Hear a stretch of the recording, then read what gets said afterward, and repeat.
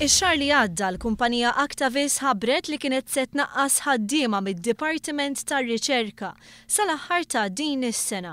Dan wara li l-kumpanija Amerikana tal-farmaceutika Watson ħadet f'idejha din il-kumpanija. Il-Ministru Chris Cardona dalgħodu kellu laqgħa mal-management tal-kumpanija u wara żar lil ħaddiema.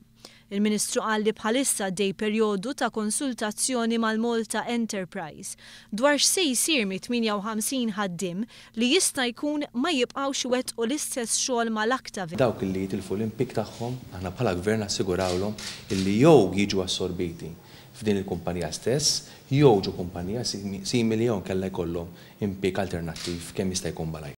Il-General Manager tal-Actavis f'Malta, Sergio Vella, qal li qed jiddiskutu miżuri kif il-ħaddiema jistgħu jkunu integrati f'sezzjonijiet oħra tal-kumpanija.